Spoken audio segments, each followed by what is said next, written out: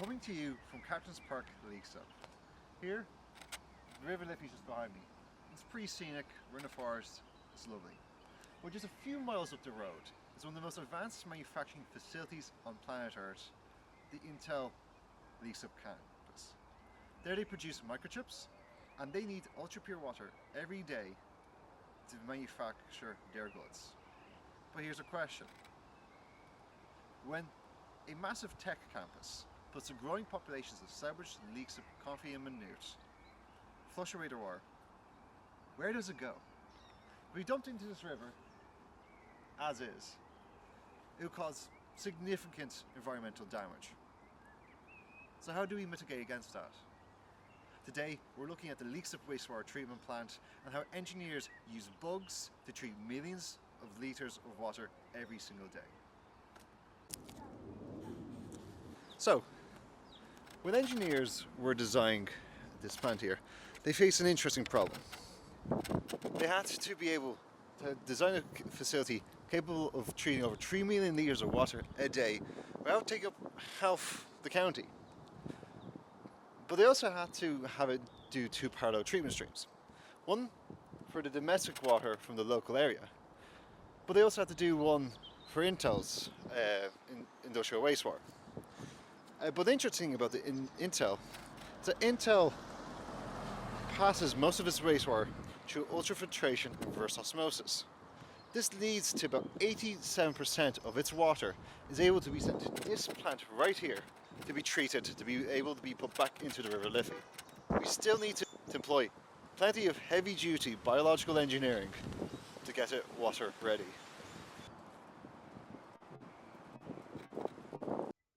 So, at Lexilip, we have 2 streams. Stream A, the municipal waste, and Stream B, the Intel-based waste. The 2 streams follow different primary treatments. At the top, municipal wastewater comes in and undergoes screening, removing large solids. Then passes through a grit chamber to remove heavy inorganic solids such as sand, gravel, and silt to protect the equipment from wear.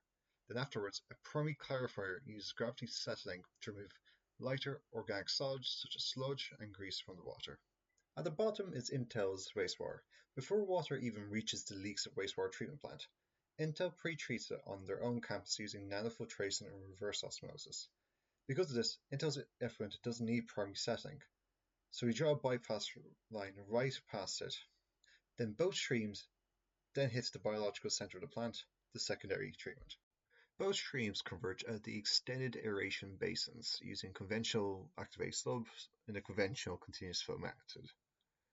Mechanical paddles churn the water, pumping in oxygen, improving oxygen mass transfer to aerobic bacteria, supporting the metabolizing of the organic matter and converts any remaining ammonia into nitrates.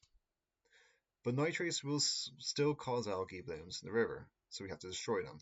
The water flows into an anoxic zone, an area with zero dissolved oxygen. Here, bacteria strip the oxygen atoms directly off the nitrate molecules, releasing harmless nitrogen gas into the atmosphere. But there's a catch. Bacteria still need organic carbon to do this, which was consumed earlier by the aerobic bacteria. Also, Intel's pre-treated water generally lacks carbon, so the microscopic bugs would starve anyway.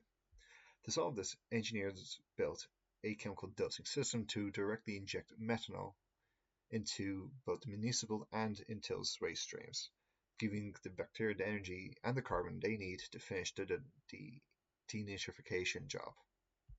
Next, the water leaves the basin and is injected with ferric sulfate. This binds to dissolved phosphorus, turning it into a salt. The water then enters the calm secondary clarifier.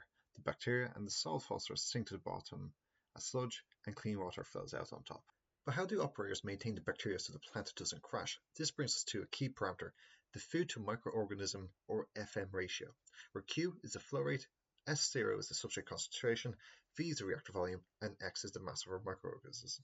The only controllable variable for operators is X, which is controlled by the return activated sludge line from the bottom of the clarifier, back to the aeration basin, balancing the microorganism mass, X.